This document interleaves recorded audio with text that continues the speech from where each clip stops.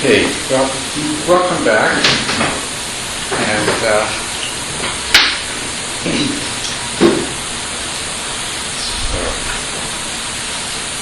Terry, who sort of asked, sitting up here in front, who sort of started asking something that I suggested we might continue at this point, apparently had to leave. She tells me she had to do some other things. So,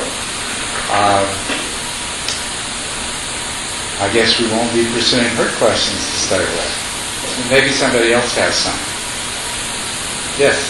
Can you talk a little bit more about the aggregate of consciousness? The aggregate of consciousness, yes. So that puts us immediately to continuing the discussion that we had from last time, which I would like to do. Before I do that, though, I would like to ask if there are any of the people who haven't been here previously, if you have any questions, or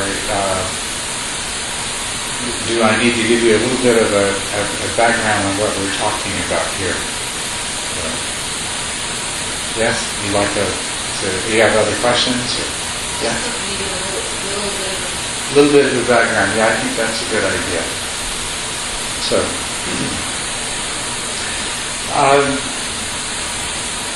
and as I said, I just sort of following the pattern that the Buddha did after his enlightenment when he commenced his teaching. And the first teaching that he gave was on what are commonly referred to now as the Four Noble Truths, which is the truth that life is pervaded with dissatisfactoriness, or some people say the truth that life is suffering, but that's a bit of an oversimplification that fails to find the truth depths of it, and sounds maybe a little bit overly pessimistic. But nevertheless, it's the truth that life does have an enormous amount of suffering, and that even suffering notwithstanding, there's a whole lot of dissatisfaction in the rest of what makes up life. The second of these noble truths was that the cause of this suffering was craving. And the third is that the cessation of craving would result in the cessation of suffering. And the fourth was the Eightfold Path, which is the path of practice by which a person can achieve the cessation of craving that leads to liberation from suffering. Now, when he presented that teaching, the first part of it on the truth, what we call the truth of suffering, it's really, it's the truth of dukkha. And dukkha refers to any and every sort of dissatisfactoriness and unpleasantness. And so the truth is the truth of dukkha. When he was speaking of the truth of dukkha, as he briefly summarized all the different forms of suffering that there are in life, there is physical dukkha in the form of pain, and there are all the many different forms of mental dukkha, anguish, grief, loss, so many different things like that. He summed it up by saying that, in short, the clinging to the five aggregates is suffering, or the five aggregates of clinging. And then, okay, so this was the basis. Then, in his second teaching after that, this teaching is about non-self. And here is where we find out more about these five aggregates and where they fit in with this teaching as a whole. So, the reason that we are unhappy ever is this craving that's being referred to. Desire to have things that we don't have. And aversion to those things which we don't like and which cause us unpleasant, which are unpleasant to us. So craving encompasses both the wish to have those things which are pleasant and pleasing to us, and the wish to be free of those things which are unpleasant to us. But then the point is made that and at this point it's worth reflecting for yourself that it's fine to say that if I didn't have craving, that I wouldn't experience unhappiness anymore. But how do you even begin to eliminate the desire for pleasure and the aversion to pain? How do you overcome that and come to a state of freedom from craving? And the point is made that this is only possible when you have overcome the root that sustains craving. Desire and aversion function on the basis of there being a separate self and there being a boundary distinction between what is me, what I am, and the rest of the universe. And so then there is this constant struggle at this boundary because I want to have those things which produce pleasantness, and I want to avoid those things that produce pain. So to eliminate craving means that we have to overcome the ignorance, the delusion that is at the root of it. And the delusion, the particular delusion referred to, is this belief in a self that we have. This is anatta, or the doctrine of no self. And this is completely contrary to ordinary experience and our ordinary wishes and desires. We are concerned with, we cherish the self very much. We are concerned with taking care of the self, making the self stronger, gratifying the self. We would like the self to be immortal. We fear the destruction of the self at death. We cling to the notion that this self might somehow continue after death. So our normal experience is that of being a very real self. And so the idea that the self is an illusion is a very startling idea.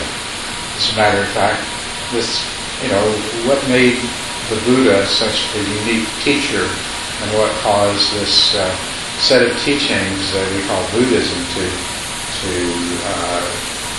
spread, to persist, and actually be expanded and elaborated on over all of the intervening centuries. It is a very special teaching, but the most significant thing that the Buddha discovered and that he taught is that this self is an illusion. And not only is it an illusion, it's clinging to that illusion that is the cause of all our problems. Because we cling to that illusion, and because we act out of that illusion through desire and aversion or greed and hatred, we enormously increase the amount of suffering that there is in the world, unnecessarily, over and beyond what is inevitable, what is the inevitable pain that's associated with being in this kind of a body, in this kind of a world.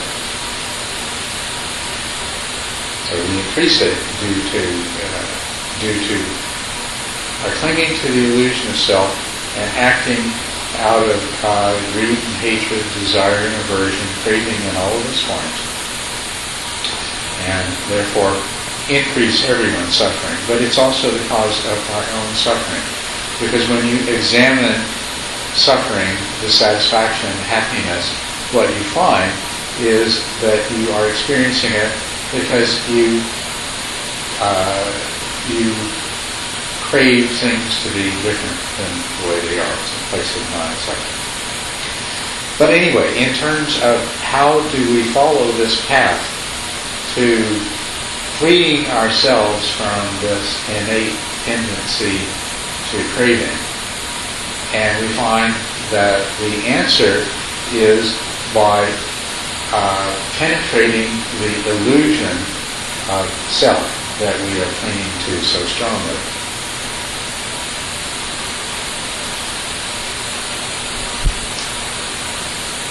So in this second teaching on not self,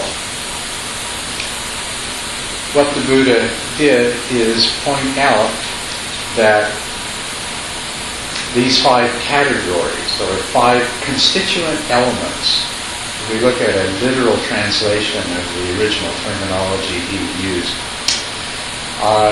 they are 5 collections of constituent elements. And so you as an individual, what he's saying is that you as an individual are made up of 5 constituent elements, which in their aggregate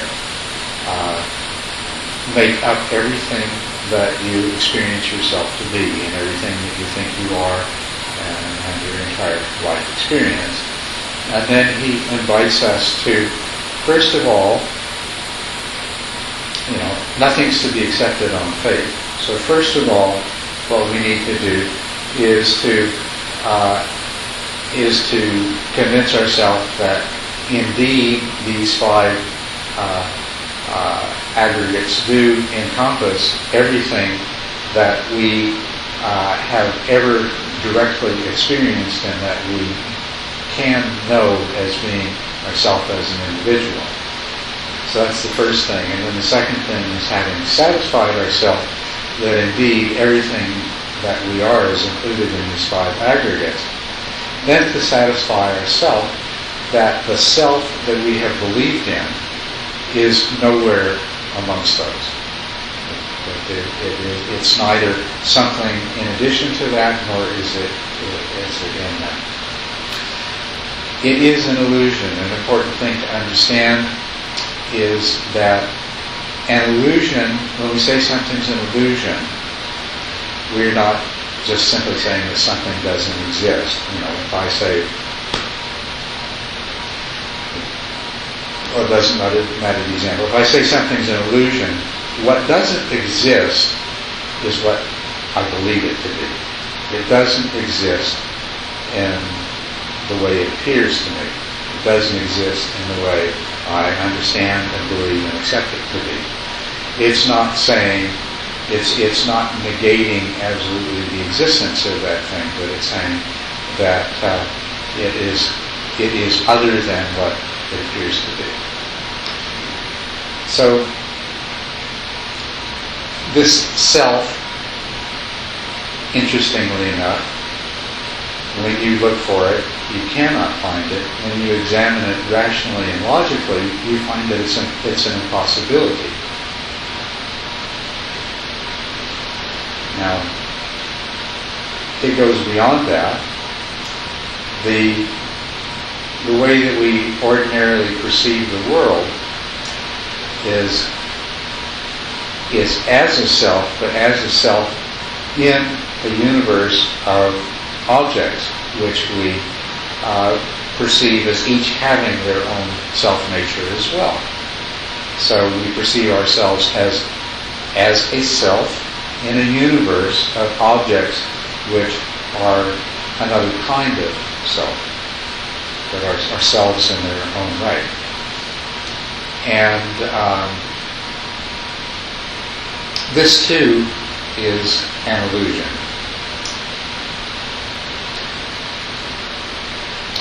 So what we're being invited to do is to investigate and discover the true nature of who and what we are, and the true nature of the universe. In other words, the true nature of the reality that we find ourselves in. And so the 5 aggregates are a tool for doing that. They're a tool for this investigation. Any questions about that? Could you list the 5 aggregates again? What's that? Could you list 5? Yes. The 5 aggregates are, first of all, is the aggregate is usually referred to as aggregate of form.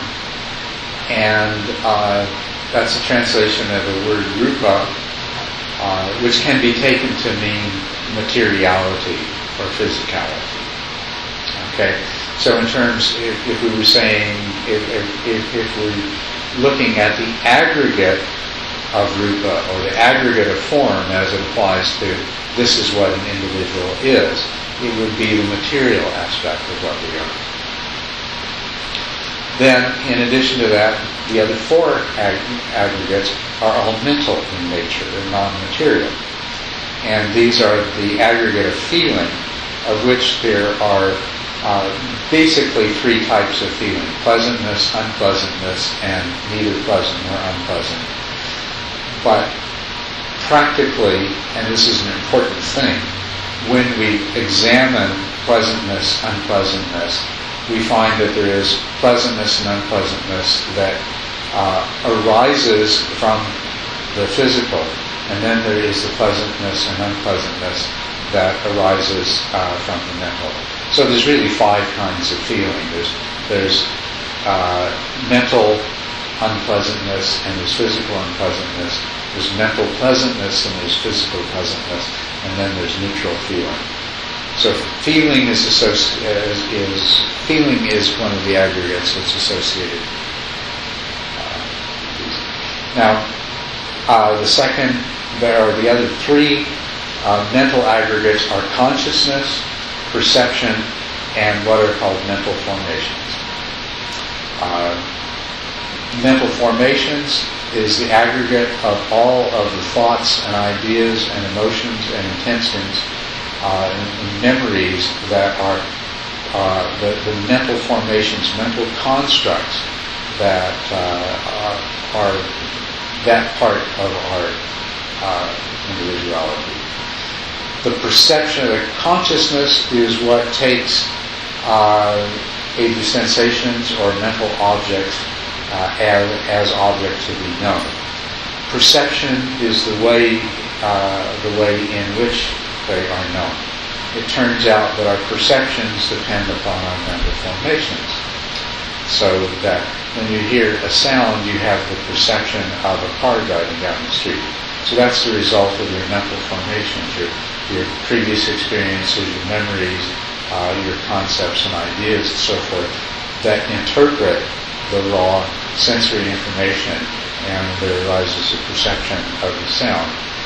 But everything that you see and hear and experience in any way is a perception, and the nature of that perception is determined by mental formations. So that's the 5 aggregates: form, feeling, perception, mental formations, and consciousness. Okay. Other questions about what we've talked about so far? What is so profound about this teaching and so difficult to grasp, because it is so different than the way we normally perceive things, is the notion that all of those things that we normally hold to be solid and real and self-existent, we're being told that they are illusions. And it takes some intellectual work to understand what is meant by that, and then it takes so much more practical work in meditation to verify directly, experientially, the truth of those things that we can begin to grasp in an intellectual way. And the other part of it is that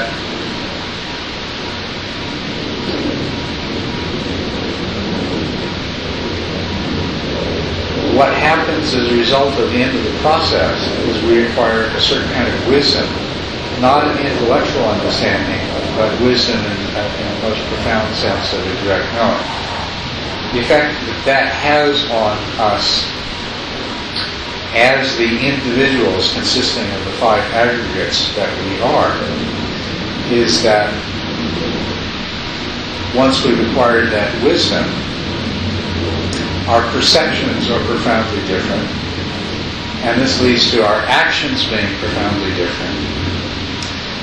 One of the important aspects of our perceptions being different is we no longer believe in self in the way that we had previously, and so we no longer experience craving in the way that we had previously, and so we are no longer subject to suffering in the way that we were before. The other effect of this wisdom that keeps us from attaching to the belief in ourself and in the self-existent nature of the things around us, and therefore the elimination of craving, is that it dramatically changes the motivations for our behaviors, and so that we're no longer inclined to behave acting out of desire and aversion. But beyond that, this wisdom instills in us an understanding of our nature to everything else that is, and in particularly other sentient beings, so that our response to other sentient beings comes not from a place of selfishness and conflict, but a place from compassion and loving kindness. So this is where we're trying to go. But this was, the teaching was, okay, start by examining these 5 aggregates and see if you can discover this truth that self is an illusion. And so your question was to say more about the aggregate of consciousness. So, and that's an important one because, most modern human beings, I think this may have been less true in the past, and it seems to be less true in children, young people. But most modern adult human beings find it quite easy to agree that, well, I'm not my body. Is there anybody here that isn't pretty comfortable with that idea? You may be very attached to your body, but in terms of the identification of who you truly are, is there anyone here that feels like, and there's nothing wrong with it. All of what we talk about, you feeling like you are, is an illusion. But nowadays people have every part of their body, it seems, well, not every part, but many parts of their body can be transplanted, right? So, and most of us are somewhat educated in the biological and life sciences, and so forth. It's easiest for us to understand that we are not our body. We do really we tend to feel like we are our mind, though. Right? Don't you feel like you're your mind? And don't you think you are your mind? And it seems like you are your mind. So, we need to, yes? I was wondering, which aggregate does the mind itself fall under? Well, there are 4. The mind is, there are 4 aggregates that are mental in nature.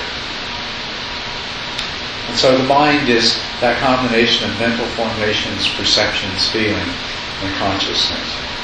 So that's what we're talking about when we're talking about the mind. Okay.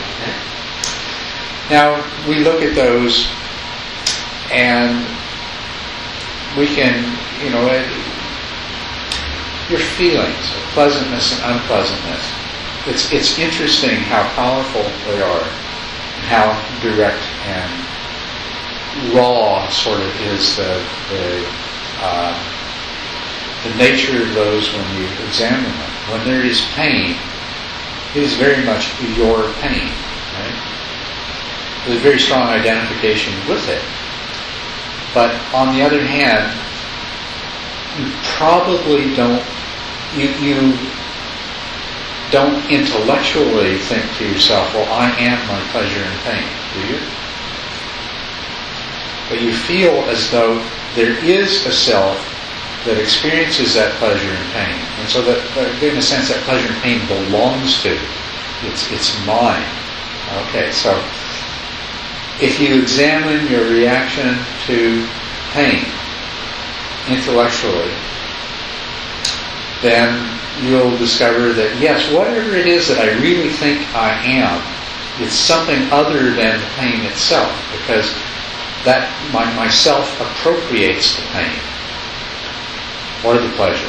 So it's more likely we appropriate the pleasure voluntarily, and we are subject to the pain involuntarily. But whereas we experience it as ours, and part of the mistake that we make is we identify with it. And so when we identify with the pleasure or pain, then that enormously limits the ways in which we can deal with it. Because that's the other thing about the self. The self does things to what is other than self, right? Isn't yourself a doer and a manipulator, a controller, a chooser, an adder to and a taker away, and so on and so forth? And so when you examine feelings, of course, the important thing you discover is, no, that's not where the sense of self is. The self seems to be that which possesses the pain and experiences the pain. But also, if you examine it carefully, you find a useful piece of information that if you allow yourself to identify, your mind to identify self and pain, it greatly eliminates this ability of the perceived self to manipulate the pleasure and pain, right? That might be useful in other ways later on. Our perceptions. If we examine the meaning of this, that what I perceive, what each of us perceives, is determined by our mental formations.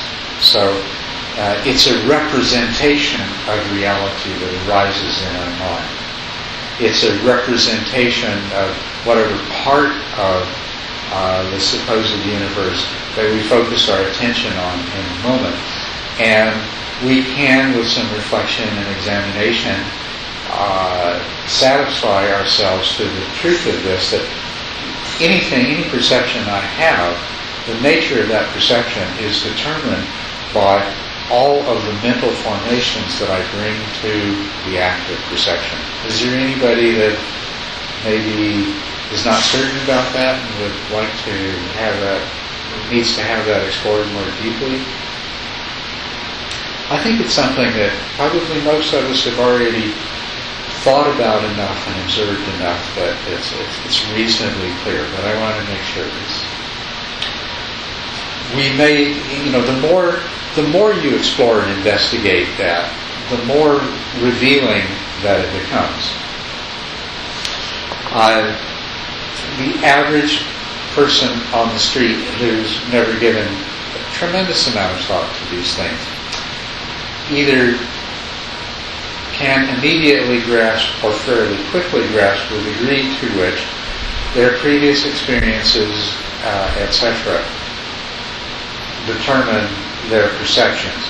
But if we pursue this further, we realize that our entire life, our entire reality, everything that we experience all of the time is perception. We live in a world of our own perceptions, and therefore we live in a world that is not out there, but rather it's in here. And the world, and that's why different people and have such dramatically different experiences is because we each live in our own reality, which is a projection of our own minds. Okay? So we look in that and we don't find the self, but now we're starting to feel, like, okay, the self is experiencing those perceptions, right? Just like the self experiences feelings. So the self is something separate from the perceptions. The perceptions are something that happen to the self.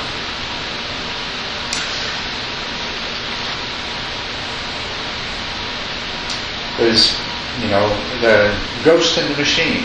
The perceptions are projections on, inside your head there's this screen maybe, and the real self is sitting in a comfy armchair watching whatever perceptions get projected there.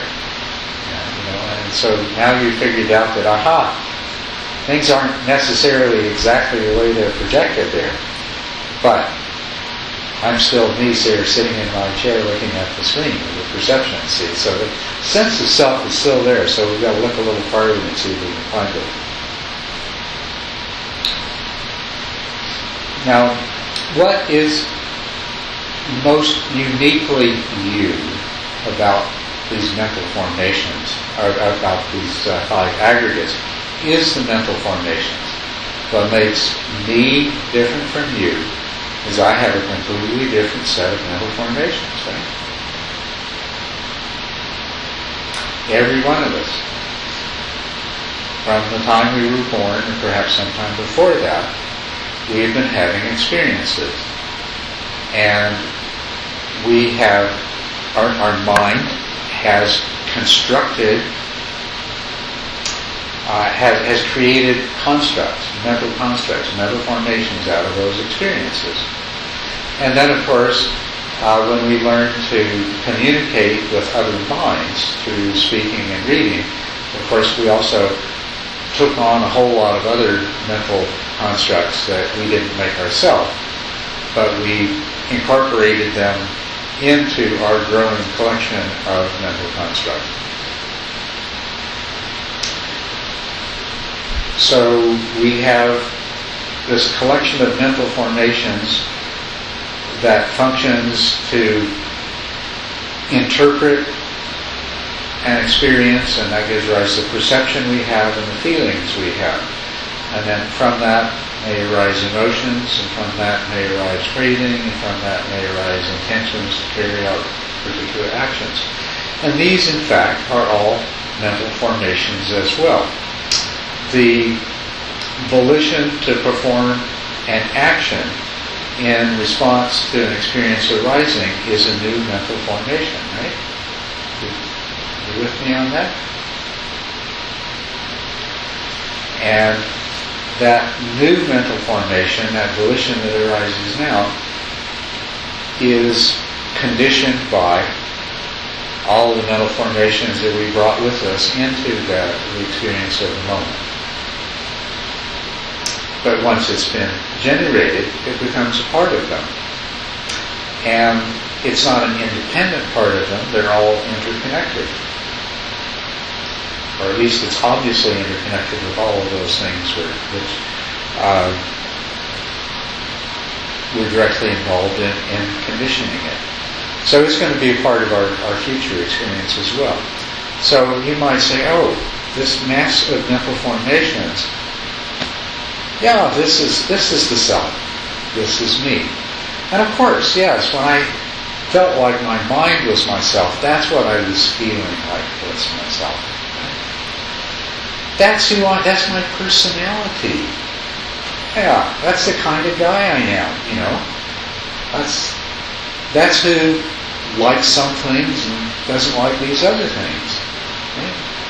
That's who has these particular characteristics that my friends all know me. They know I am this person that is this way, right? So our mental formation, that must be it, right? Except, even when you examine that, does it really sound right, or does it sound, it's still not quite right? And, why isn't it? Well, for one thing, all these mental formations, I mean, they're that. They're constructions made by the mind. They're conditioned. They're constantly changing. And if we examine the self-nature in those mental formations, we see that this is what we call personality, really. If we examine the person that we are based on the personality, and we're honest with ourselves, are we the same person in every circumstance? In the course of a single day, are we even the same person when we're at work as we are with our family in the evening? We're not. As a matter of fact, anybody who has had the opportunity of living closely with another person and getting to know them knows that they're one person with me when we're by ourselves and we're arguing about things. But when the phone rings and it's somebody else, there's a whole different person that comes out, right? Different parties, or with family, or with children, and it's true of all of us. And we know this about our partners and we accept it. We know this about ourselves and we accept it. We're hardly aware ourselves of the shifts in personality that we undergo all of the time. And if we're very close to our partner, we get really used to that. We get used to the fact that they're one person with me, and then another person with all these people, and there's still another person when they get a little family, and we just take it for granted. So personality is very, it's very nebulous. It doesn't have permanence either. Are you the same? Are any of those persons that make you up the same as they were at some time in the past? Nor will they be the same in the future. The more you examine personality, the more you find that it's something that's almost made up on the spur of the moment, constantly changing. It's a construct. So it arises due to causes and conditions. It doesn't really have the kind of essence and self-nature that we know that we are. That sense of me, I am more than just my personality. Right? That's the way we feel. So we have to keep looking for where that is. And if we move to the aggregate of consciousnesses, this is one that we can very easily and quickly persuade ourselves. We can, even before we examine it, say, oh, this is going to be it. Consciousness, yeah, right. I'm the one that experiences everything, right? Yeah, consciousness. So I'm conscious of this, I experience it, I'm conscious of that. Yeah, consciousness, okay. Oh, and I'm the one that does stuff too, so I consciously decide. I'm the decider, I'm George Bush. I'm the decider. Okay, so here we're getting to something here where this must be where I'm going to find the self. Now, when we examine consciousness carefully here, and we, like with all of this, we want to distinguish between what we want to believe and what we feel and what's actually there. So examine consciousness. Now, Buddha gave us a clue. He said, when you go to examine consciousness, what you're going to find is you're going to find that it comes in 6 different kinds that are distinct from each other and that are not, you can't even mix them. So there's visual consciousness, the consciousness you have of visual object. And there's the consciousness you have of auditory object. There's also gustatory and olfactory, and the consciousness of the body sense consciousness. And the 6th is the consciousness we have of mental object. But let's go back to visual consciousness and auditory consciousness, because we can really quickly satisfy ourselves that the consciousness of sound and the consciousness of things we see, they're really different, aren't they? Now, and is there visual consciousness without an object of without a visual object? Or is there auditory consciousness without an auditory object? Really? I mean, I close my eyes and I'm meditating here and there's nothing there, there's no visual object. Well, actually there is, isn't there? Sort of darkness, maybe with a sort of reddish cast to it, or I don't know what it looks like to you, but to me it's a little bit like a dark version of TV snow, except that the speckles are red instead of gray. But yeah, I've seen that. But when you examine this, you find that although there is an idea, you can have an idea of consciousness without an object. When you start looking, it's very, very difficult to find that. You keep finding that if there's consciousness, there's an object of consciousness. And when there's not a sense object of consciousness, then there's a mind object of consciousness. You can have mental images. And so when you start doing this exploration, you may have an experience of saying, well, no, all those Buddhist guys are wrong, because I can have visual consciousness without an object of consciousness. But if you look carefully, that's not really visual consciousness. That is, there is an object of consciousness, and it's a mental object. So we experience consciousness always with some kind of an object. And so we look at this and say, okay, is this what I really am? We look at consciousness in some other ways too. I know what it's like for me to be conscious of pain. And I can imagine what it's like for somebody else to be conscious of pain. And when I do that, it's hard to find any way to discriminate that my consciousness of pain is different than somebody else's. Of course, if we're both hurting at the same time, my consciousness of pain may be a little stronger or less stronger than theirs, or it may be qualitatively different in some way. But then so is my own consciousness of pain at different times. So that consciousness, while it seems to be really closely related to this sense of I, who am the experiencer, it's also lost all of this uniqueness that I feel like belongs to I, me.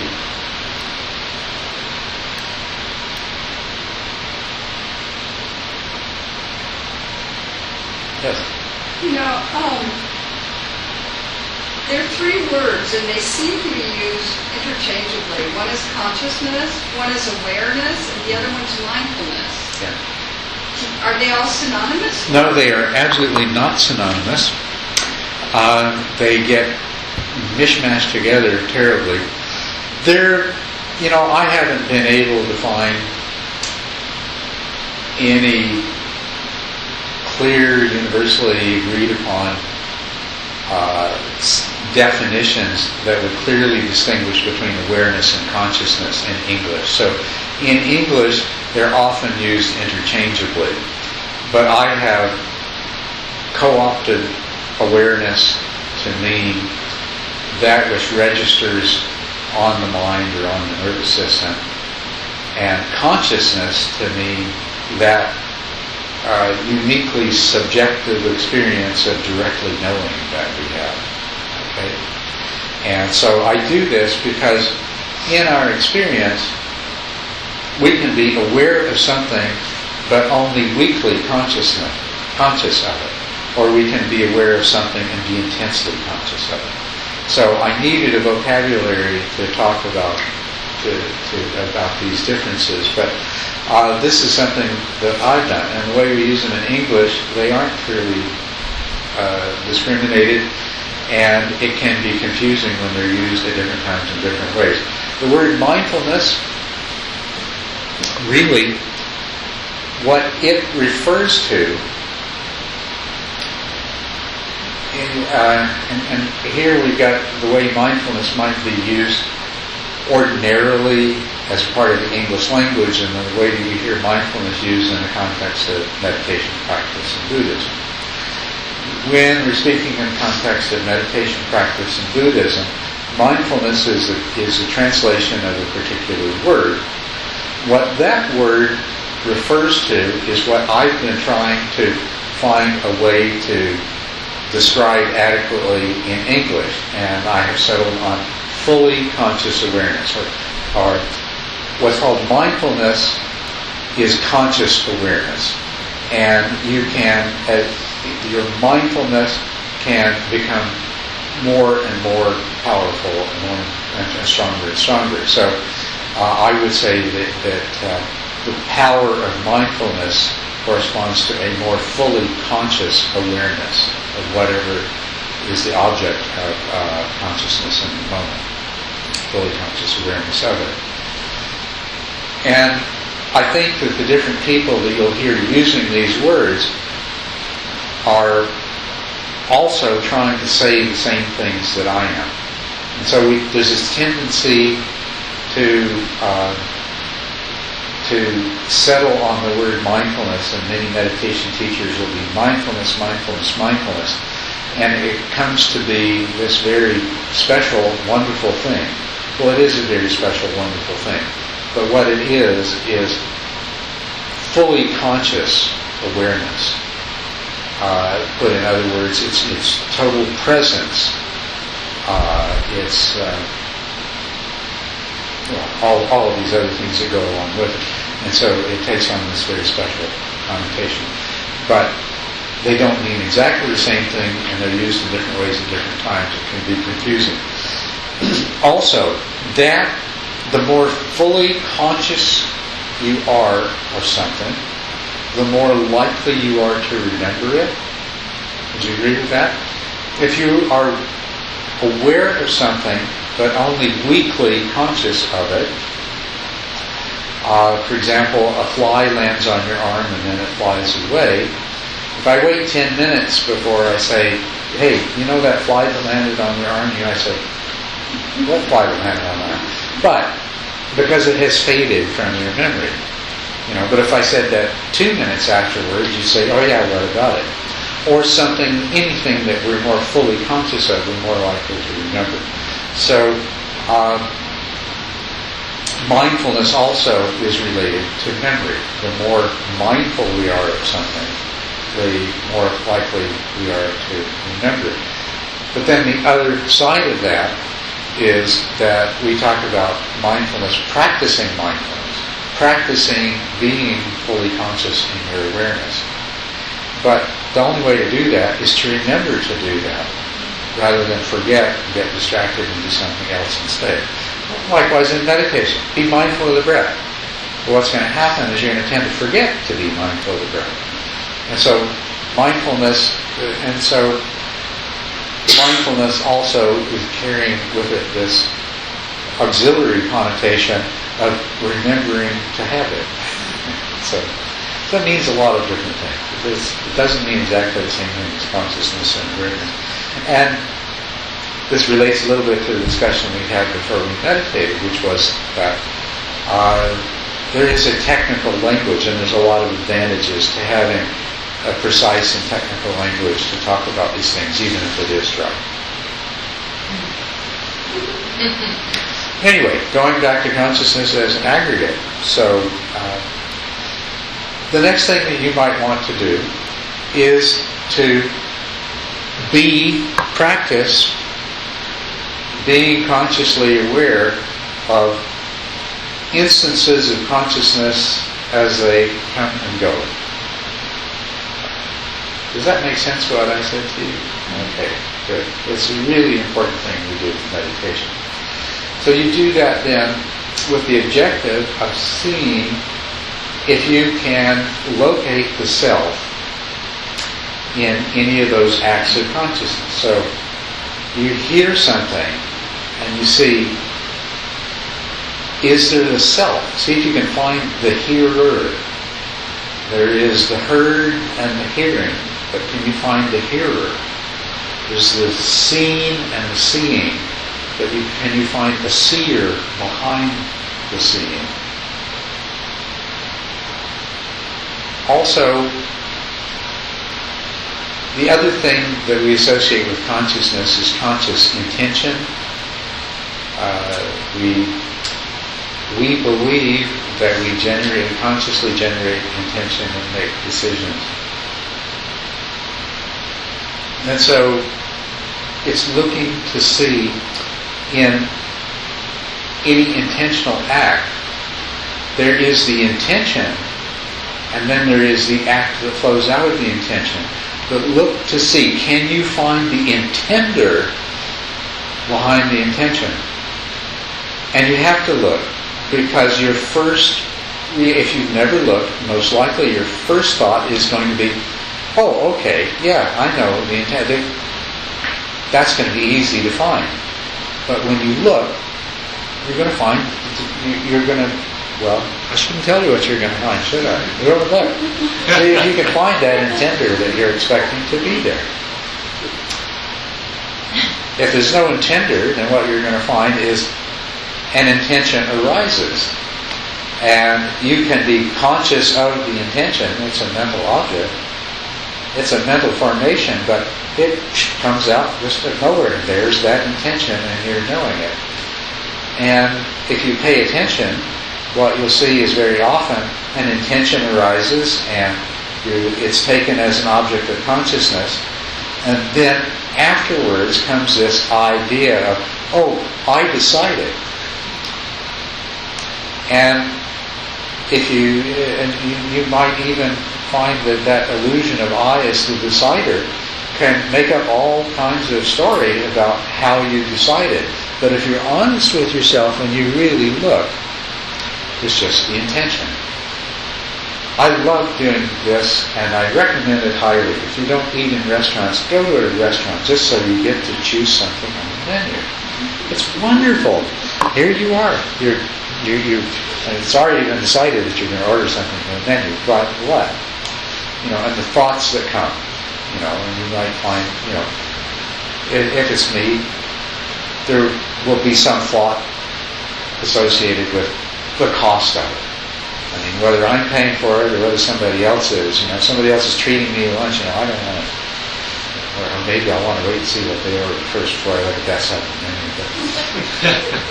And then there's oh, I really like that. That's one of my favorite things. Or then there's the thought of,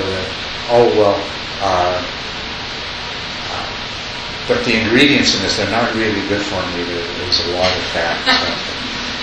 Or something else that's, oh, I really like that. When it's made well, but so often it's not done right.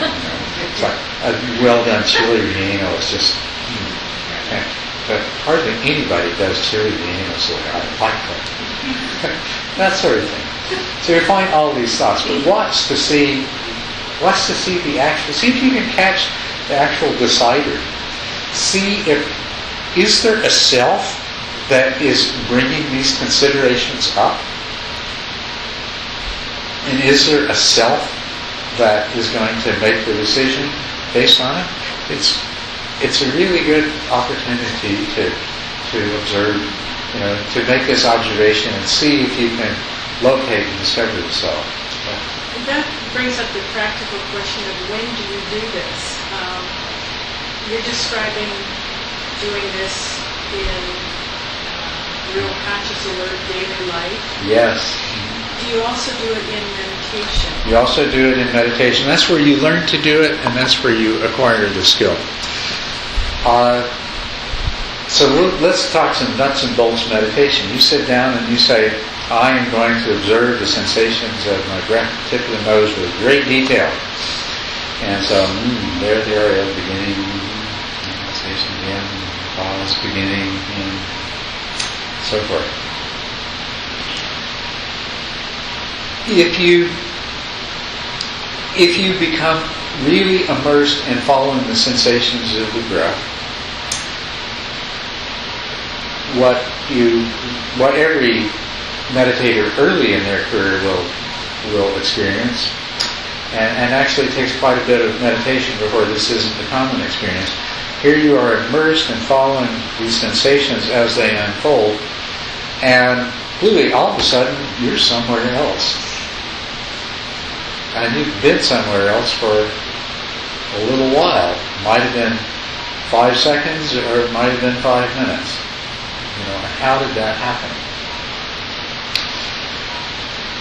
But what will happen is that you can learn to observe yourself as you're observing the meditation object. In other words, I'm using the word self, but your mind is conscious of the sensations of the breath and following them. But at the same time, there's kind of a higher level, higher order awareness that knows that you're still with the breath. And after you've been practicing for a while, that higher level awareness will alert you when the quality of the awareness of the breath is becoming diffuse and it's losing its clarity. Or you'll become aware that some other thought in your mind is strongly competing with the awareness of the breath, so that you're sort of sharing that awareness. I think everybody in the rooms have that experience, haven't you? Right? Isn't that how you eventually learn to stay completely focused with the breath? Is because you're exercising a higher order of conscious awareness that knows the mental state and detects when either dullness or distraction is starting to cause the awareness to be lost. This could truly be referred to as a higher state of consciousness. And at first, it's difficult to have that. We find that, if I try to watch myself watching the breath, I'm not really watching the breath. So all I can do is kind of check in every now and then, make sure that I'm not beginning to lose it, that I'm not sinking into dullness, or that I'm not actually paying more attention to something else than I am to the breath.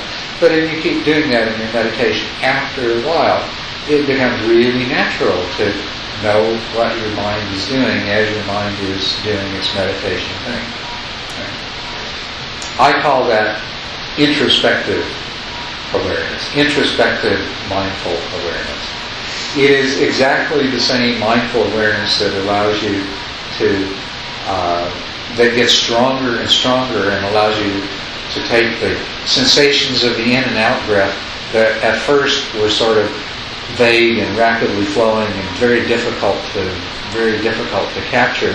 And as that mindful awareness became stronger and stronger, it allowed you to easily grasp all the subtleties of the in-breath as they unfolded before your mental eye, and to note the end of the in-breath and the duration of the pause and the beginning. It's that same mindful awareness.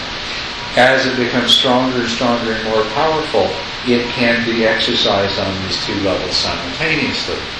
And this is the introspective mindful awareness that you would like to exercise in your daily life. So your mind is doing its thing about deciding what to have for supper, but you're watching it, and at the same time.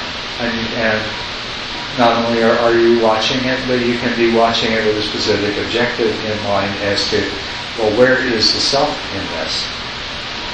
Where is the decider? And then you can continue it into the eating, so that as you see your dish delivered in front of you, and as you begin to taste it and chew it and swallow it, you can look, where is the self that's experiencing this? Where is the self that's gratified because indeed this is one of those rare places that really knows how to make a chili bean?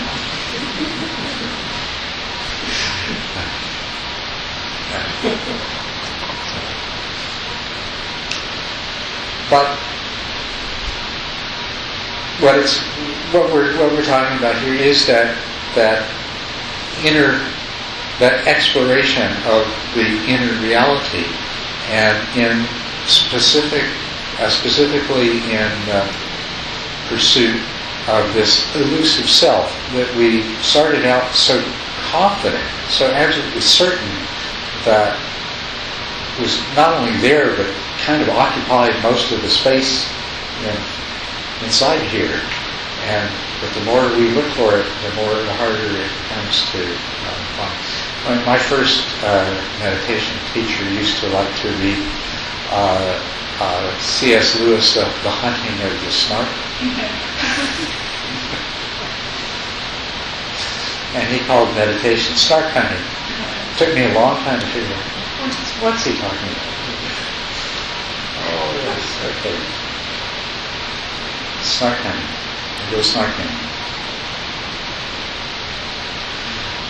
But with regard to the aggregate of consciousness, if you can accept it at face value that there are 6 kinds of consciousness and that each is characterized by its object, and that they are indeed distinct from each other, then investigate and satisfy yourself that this is true. And then having done that, satisfy yourself that the consciousness, it's only present with an object. So it arises with an object and it disappears with the object as a new object of consciousness arises. In that investigation, you are highly likely, if you're doing this in meditation and if your concentration is good, you are highly likely to discover gaps in consciousness. This has been discovered over and over again by many, many people in meditation. That there are gaps in consciousness. You only need to meditate on the arising and passing away of individual instances of consciousness to discover that there are gaps. Then the other thing, let me just finish. The other things to look for is to see, is there anything about this consciousness that is uniquely you? And the other thing is for us to see, is there any self that is where the consciousness resides? Or is there just consciousness in the object that resides? Yes? I was just wondering, is consciousness present during dreamless sleep or during dreams? Or is it only during the waking state?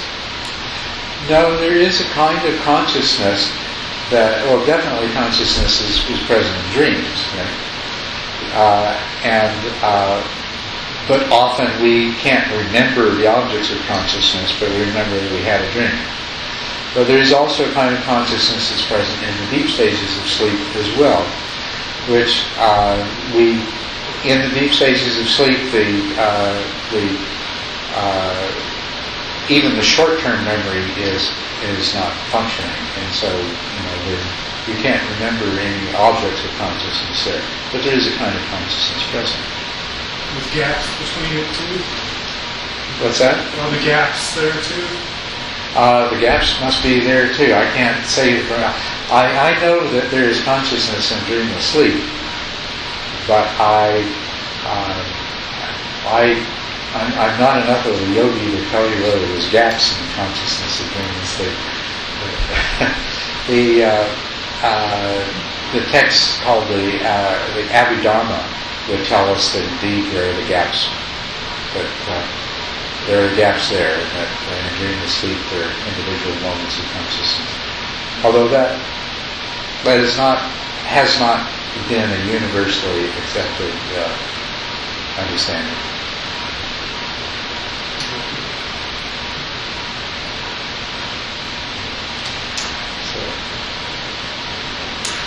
Okay, well, it is.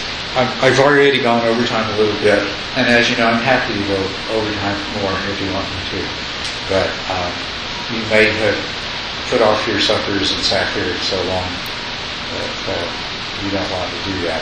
I don't want to In the evening, though, without giving everyone a chance to ask any last question or to explore this more deeply in any particular way.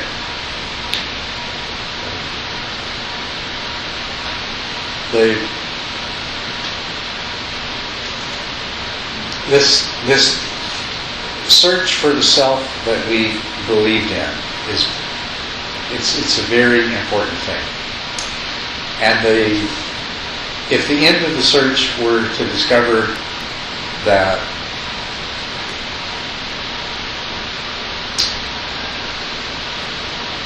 well, what can you imagine as the ends of the search?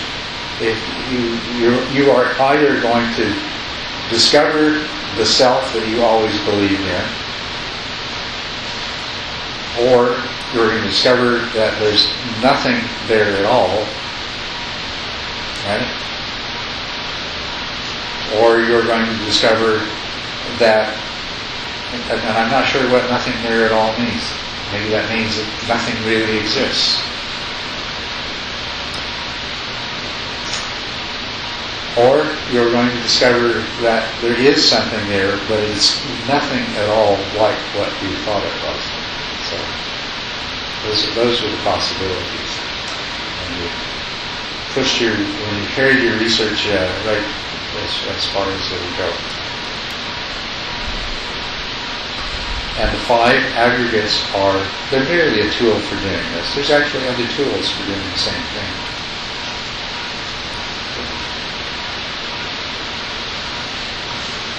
Any questions? Comments? So what did you have for dinner? I had a taco.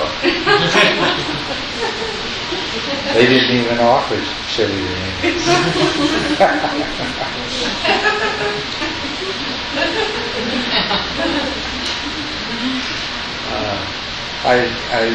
I actually wasn't even thinking about what I had for supper when I used that example. I can see how it might sound like reflections on my supper. I'd just like to make an announcement that everybody is, of course, very welcome to come to Sunday meditation at First Stronghold. I like advertisement that is much cooler there. Rain, lovely. And I have another announcement. During the summer, when I'm coming only every second Thursday, I have asked Brian, also known as Kelvin, if he would be willing to come on the Thursdays in between and teach meditation and lead a sit on Thursday night.